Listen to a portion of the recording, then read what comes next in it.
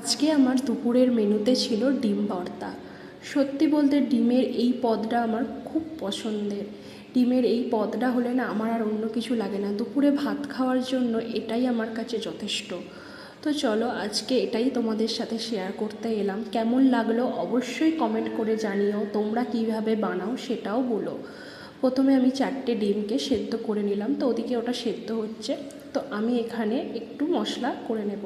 প্রথমে আমি একটা পেঁয়াজের হাফ পেঁয়াজ এবং 3টে রসুন দিয়েছি, দিয়ে সেটাকে বেটে নিলাম। এবং সাদা সর্ষে, কালো সর্ষে এবং পোস্ত। এখানে আরেকটা কথা বলে রাখি, পোস্তর পরিমাণটা আমি বেশি দিই এবং সর্ষের পরিমাণটা কম দিই। যেহেতু সর্ষে একটু তেতো হয় তার জন্য এটাতে কিন্তু আমি নুন দিয়ে ভিজিয়ে রেখেছিলাম। তো শিলে বেটে খেতে না সত্যি খুব ভালো লাগে। এটা মিক্সিতেও বাটা যেত, কিন্তু কেন জানি না আমার মনে হয় এটা শিলেতে বেটে খেলে আরও টেস্টি লাগে। তো আমি কিন্তু এগুলো সব শিলেই বেটে নিয়েছিলাম। তো ডিমগুলো সেদ্ধ হয়ে যাওয়ার পর ডিমগুলোকে দুফালি করে কেটে নিয়েছিলাম। এবার এতে অল্প পরিমাণ নুন এবং হলুদ দিয়ে এটাকে ভালো করে মাখিয়ে নেব। প্রতিটা ডিমকে কিন্তু এখানে আমরা ভালো করে নুন এবং হলুদ দিয়ে মাখিয়ে নেব। তো দেখো এখানে কিন্তু আমার ডিমগুলোয় মাখানো কমপ্লিট। অন্যদিকে আমি একটা কড়াই গরম করে তাতে অল্প পরিমাণ সর্ষের তেল দিয়ে দিয়েছিলাম।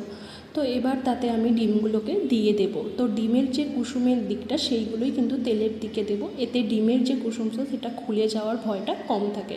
তো এক পিঠ হয়ে গেছে, তো আমি আরেকটু উল্টে দেবো। তো এটা বেশি ভাজবো না, ওই নামমাত্র 2-1বার উল্টে দিলেই হয়ে যাবে। তো দেখো এখানে আমার ডিমগুলো কিন্তু ভাজা হয়ে গেছে, ওগুলোকে তুলে নিয়েছি।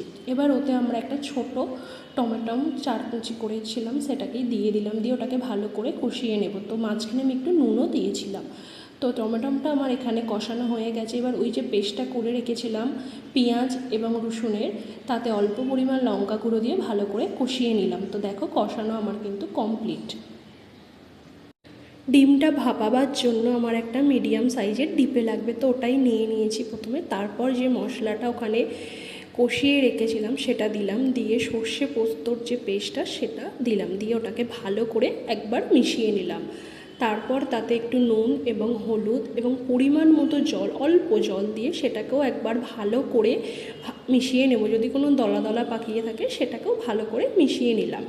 তো এবার এতে অল্প পরিমাণ তেল দেব, তেলটা দিয়ে এটাকে আর একবার ভালো করে মিশিয়ে নেব। তো দেখো এখানে তেলটা দিয়ে আমি ভালো করে মিশিয়ে নিয়েছি। এরপর এর মধ্যে ভেজে রাখা ডিমগুলোকে দিয়ে দিলাম। তো ডিমগুলো দেওয়া হয়ে গেলে আমি 4টে কাঁচা লঙ্কা এর মধ্যে অ্যাড করে দিলাম এবং অল্প পরিমাণ সর্ষের তেলও দিলাম।